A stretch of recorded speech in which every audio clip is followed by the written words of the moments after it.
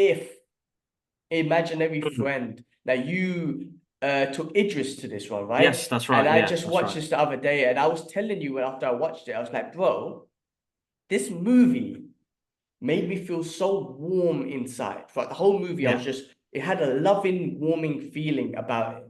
And that end, spoiler alert, I'm not gonna say exactly what happened, but that end almost had me in tears. Because that little girl, what's her name? She was awesome. Yeah, Uh, yeah, that's what's her right. name? Kelly Fleming. Callie Fellin. Bro, she almost had me in tears when she was holding her dad's hand, who plays by John Kerensky, and Mm. just what she's went through with her mother all the way to the end, and she's holding his hand in hospital and saying, "I'm just a kid." Ah, that killed me, bro. That killed me. I'm like, oh, because she was such an adult throughout the whole movie.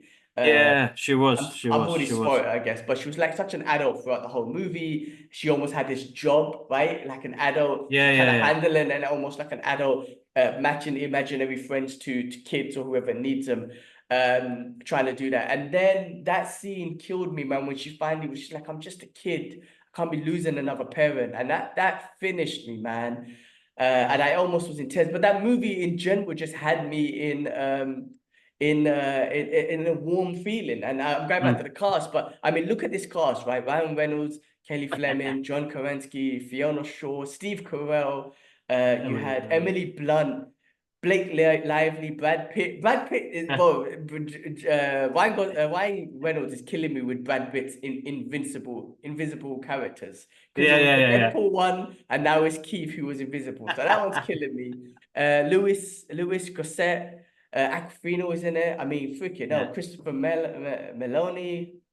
Oh my Bro, God, there's some yeah, for other real. There's loads of people now. Vince Vaughn, Sam Rockwell, Richard Jenkins, Matt George Damon, Bill Clooney, Hardy, George Clooney. I mean, this bro, the list goes on. I mean, this here Bradley Jon Cooper, Stewart, Bradley Jon Cooper. Stewart. Oh my God, it just goes on and Bro, on listen, and on. great cast. Absolutely great movie. Such a warm Very film. touching. Same thing, man. I was like emotional at the end of it as well.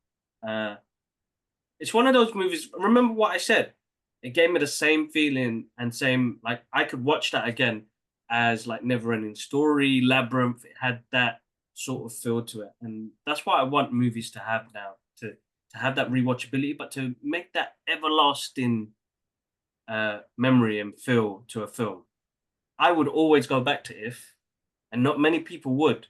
But for me, it brought me something back. And I think I said this when we watched it, brought back something back from the 80s and 90s movie making magic. And it was probably it's in my top 10 of favorite films this year.